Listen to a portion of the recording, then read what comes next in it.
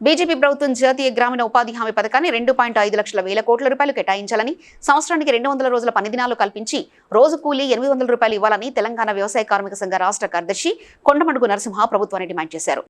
ఉగాది పండుగ సందర్భంగా విశ్వసనామ ఉగాది సంవత్సర నూతన సంవత్సర శుభాకాంక్షలు తెలియజేస్తూ ప్రతి ఇంటి మీద కూడా హైందవ సంస్కృతిని కాపాడుకుందాం, హిందువులందరం కూడా హిందూ గౌరవాన్ని కాపాడుకుందామని చెప్పేసి ప్రతి ఇంటి మీద కూడా భగవద్ధ్వజాన్ని ఎగవేసి మనొక హిందూ గొప్పతనాన్ని చాటాలని చెప్పేసి తెలియజేస్తూ ఈనాటి ఈ కార్యక్రమం గణేష్ ఉత్సవ సమితి ఆధ్వర్యంలో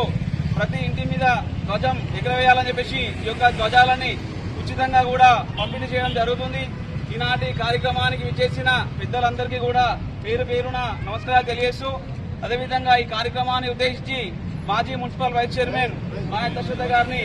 ఒక నిమిషం మాట్లాడవలసిందిగా విజ్ఞప్తి చేస్తా ఉన్నాం. రోజు గణేష్ ఉత్సవ సమితి భువనగిరి వారి ఆధ్వర్యంలో రాబోయే తెలుగు నూతన సంవత్సర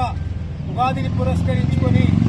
మరి ప్రతి ఇంటి మీద ఈ యొక్క భగవద్ధ్వజం ఉండాలని చెప్పి ఒక మంచి సంకల్పంతో ఈ కార్యక్రమాన్ని తీసుకున్నందుకు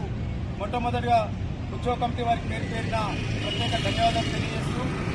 మరి భువనగిరి పట్టణ ప్రజలకు మరి మొత్తం